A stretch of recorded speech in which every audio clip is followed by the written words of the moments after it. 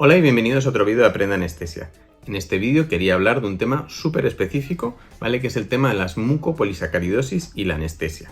En nuestro hospital somos una especie de centro de referencia de facto a nivel español y nos llegan un montón de estos niños, ¿vale? Y por eso pues tenemos una cierta experiencia. Esta es una patología bastante rara y no sueles verlo mucho por el quirófano. De hecho, lo ideal es que estos pacientes no los veas por el quirófano si no trabajas en un centro de referencia, ¿vale? Como vamos a ver ahora. En este vídeo me gustaría hablar un poco de las generalidades de qué es una mucopolisacaridosis, ¿no? Cómo son estos pacientes y luego veremos un poco cómo es su manejo, tanto anestésico como a nivel general en el hospital.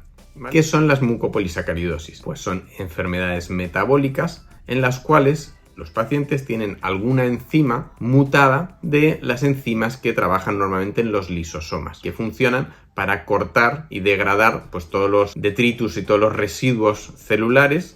Se meten en ese basurero que son los lisosomas y se destruyen. Pero en estos pacientes no se destruyen, se acumulan.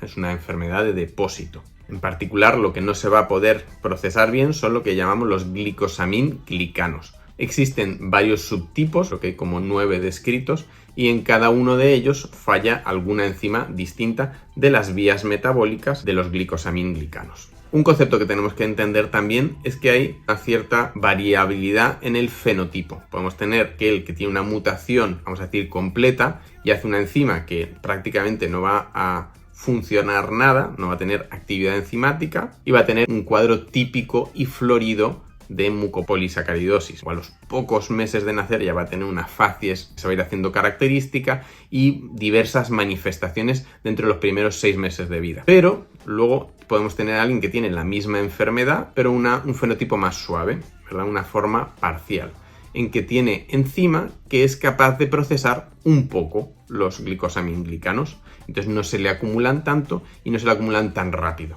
Esos pacientes los vamos a diagnosticar generalmente más tarde. Otro concepto a tener en mente es que estas son enfermedades multisistémicas. Todos los tejidos van a estar afectados. Y como cualquier enfermedad multisistémica, van a ser enfermedades muy graves. Comentemos un poco los distintos compromisos que pueden tener estos pacientes. Uno de los compromisos prioritarios y que marca mucho la evolución de estos niños va a ser el compromiso del sistema nervioso central, ¿vale? La neurodegeneración.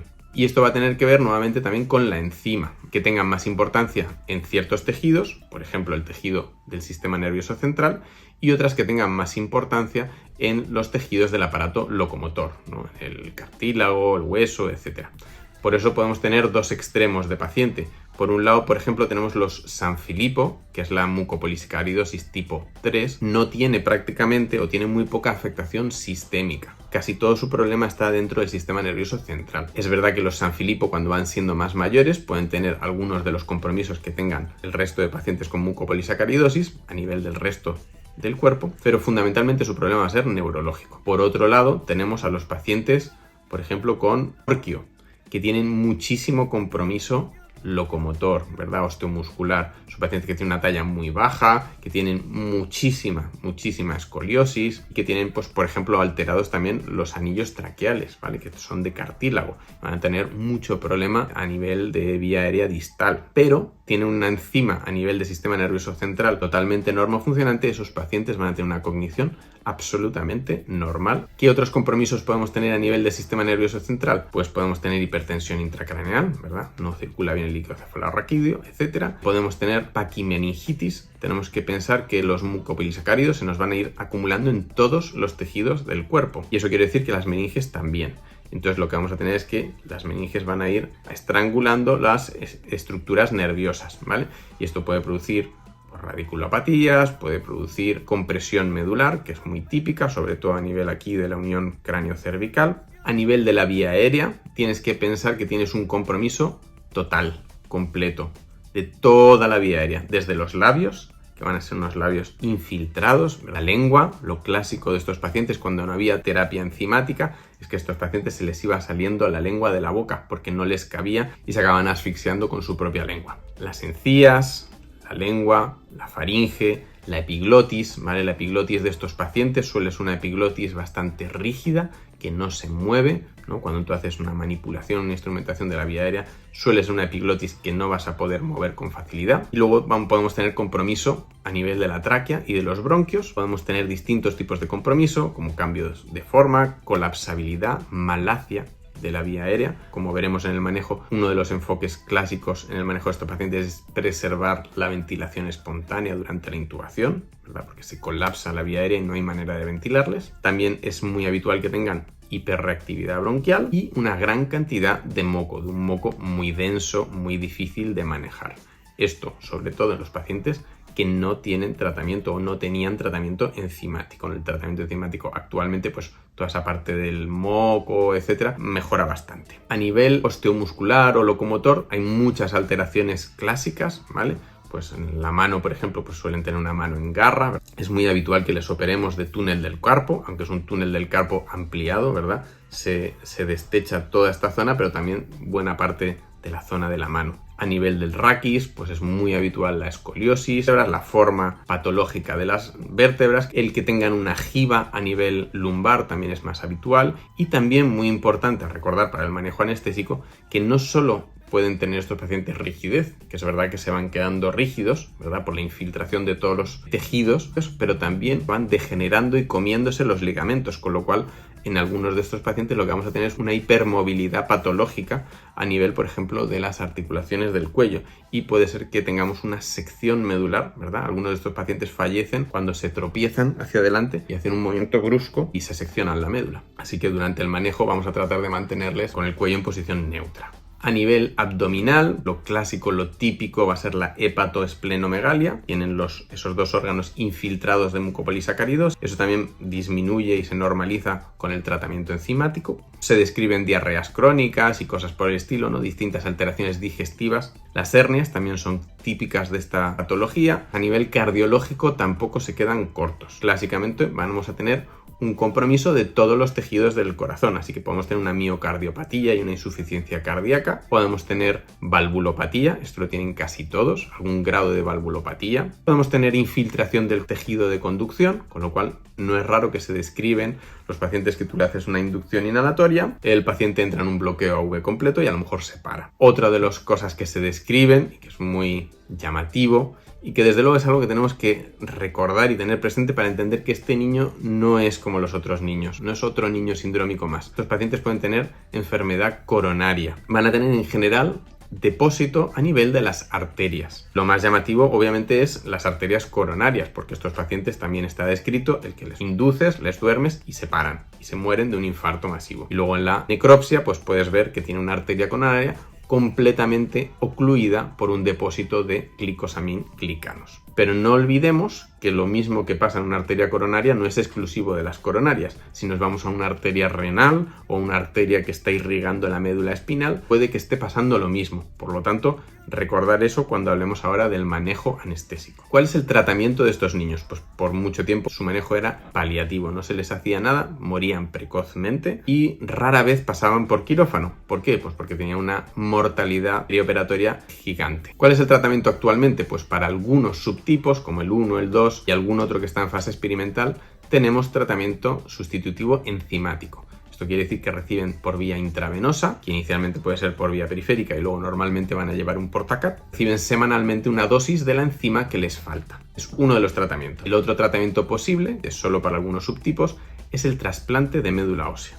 Estos niños se trasplantan, tiene que ser un trasplante precoz, creo que es antes de los 2 años de vida, aunque lo ideal sería siempre que fuera antes del año. Estos pacientes, al trasplantarse, van a llevar consigo un generador de enzima. Va a penetrar mejor en los distintos parénquimas. Los niños en general con tratamiento enzimático mejoran un montón, hay muchos de los componentes, pero no todos que mejoran. Los pacientes que se trasplantan mejoran más todavía. Pensar que el que recibe enzima una vez por semana, pero el que le trasplantan tiene enzima constantemente. Pacientes trasplantados se sabe que van mucho mejor. Bien, pues hablemos ahora un poco del manejo en general de estos pacientes y del manejo anestésico. Lo primero que vamos a decir es que estos pacientes tienen un riesgo anestésico muy alto. Y a diferencia de la inmensa mayoría de patologías, en que normalmente el riesgo de la cirugía es mucho mayor que el riesgo de la anestesia, aquí ocurre lo contrario. Da igual de lo que te operen por tu mucopolisacaridosis, si es un túnel del carpo, si es una rodilla valga, lo importante, lo que realmente te va a importar va a ser la anestesia. Esto es lo que ha llevado a que estos pacientes se recomiende siempre que se manejen en centros de referencia. Tanto el punto de vista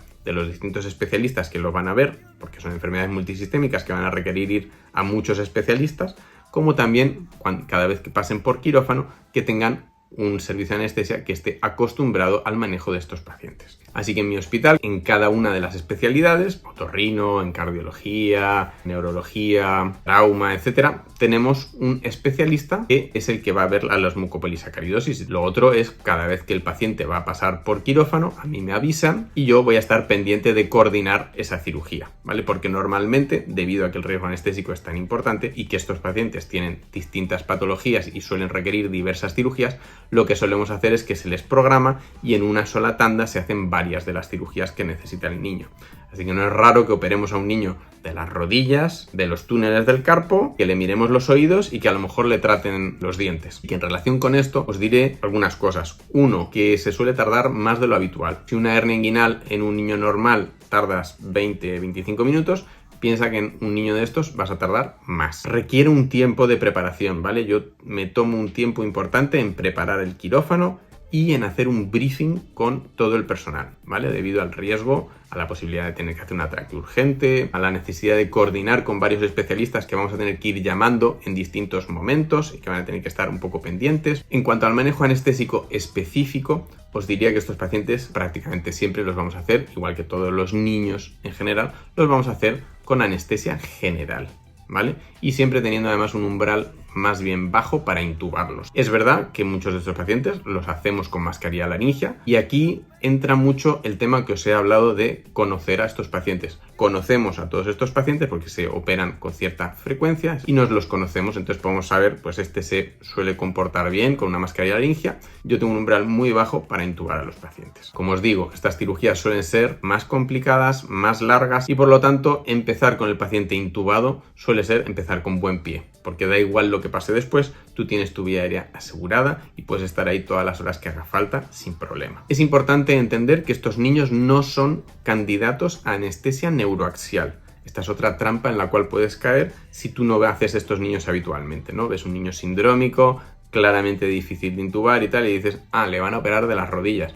Le excedo un poquito y le hacemos una anestesia raquídea. Mala idea, ¿vale? Está más que descrito que en estos niños la anestesia regional neuroaxial no funciona. Tiene una alta tasa de fracaso y además tiene una alta tasa de morbilidad, ¿vale? Estos pacientes suelen tener unos raquis malos y no es raro que tengan complicaciones serias si tú le hurgas en la espalda. En cuanto a anestesia regional de tipo bloqueo nervioso, sí que lo usamos con cierta frecuencia y no tienes el riesgo grande que tienes en el raquis, pero generalmente lo vamos a usar siempre como un complemento a la anestesia regional.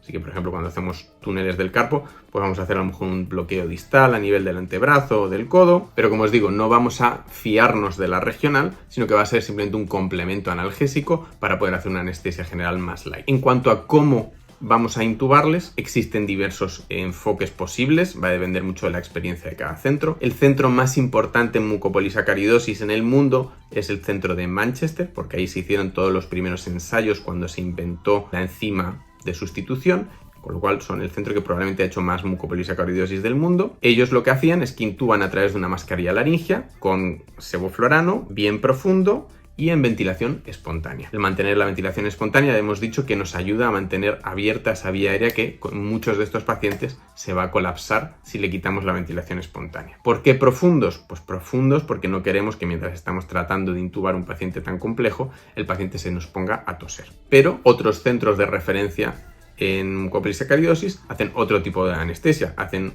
a lo mejor una sedación con ketamina y una vez que el niño está totalmente disociado y le han preparado la nariz, hacen una intubación nasal. En cualquiera de los casos, siempre vamos a elegir un tubo pequeño. Pensar que la vía aérea de estos pacientes, tanto la vía aérea alta como la distal, se va a ir estenosando con el tiempo. Ya hemos comentado que durante el manejo anestésico en general vamos a tratar de vigilar y mantener en posición neutra el cuello por la inestabilidad potencial que tienen estos niños. También pensar que estos niños van a tener poco rango de movimiento y por lo tanto si mientras están despiertos tienen los brazos así y no los estiran más, pues tendremos que tratar de respetar ese rango ¿verdad?, articular que tienen a la hora de posicionarlos. Otro punto muy importante es la presión de perfusión. Estos niños tenemos que mantenerlos con una buena presión arterial. Están más que descritos los casos en que tú haces una inducción, al paciente le baja la tensión y pues algunos se infartan porque no tiene perfusión en el tejido coronario, pero otros puede ser que se despierten de la anestesia y se hayan quedado parapléjicos o tetraplégicos.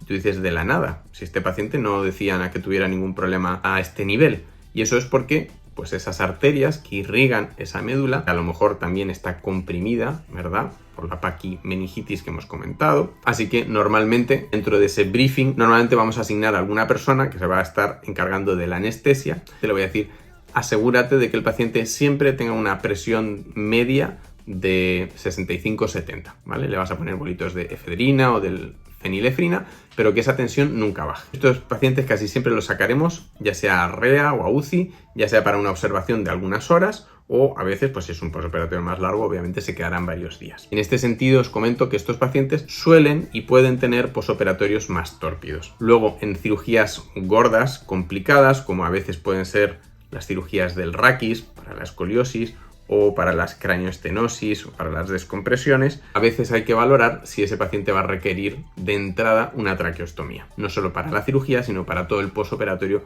que puede ser muy tórpido y puede requerir reintervenciones, etc. Uno de los conceptos que también tenemos que tener es que la vía aérea de estos pacientes es reactiva, pero además cuando tú le produces una herida, un traumatismo, imaginemos que dejamos un tubo endotraqueal puesto varios días en la tráquea de nuestros pacientes, pues al quitar el tubo, eso podría generar una reacción inflamatoria que generara más depósito, ¿vale? Y podría generarse después una estenosis traqueal. Esto pues probablemente es más típico de los pacientes más avanzados, ¿vale?, que tienen tráqueas más críticas, pacientes que se hayan quedado intubados más tiempo o con una traqueostomía más tiempo. Todo esto es lo que se tiene que valorar, ¿vale?, y afinar mucho, pues tanto la indicación de pasar o no a quirófano. Por eso la importancia de tener un grupo reducido de gente que conozca muy bien a estos niños y pueda tomar esas decisiones con las familias, porque son decisiones muy difíciles. Bueno, espero que este vídeo os haya sido de utilidad. Si os ha gustado, por favor, dadle al like y suscribiros al canal para ver más vídeos como este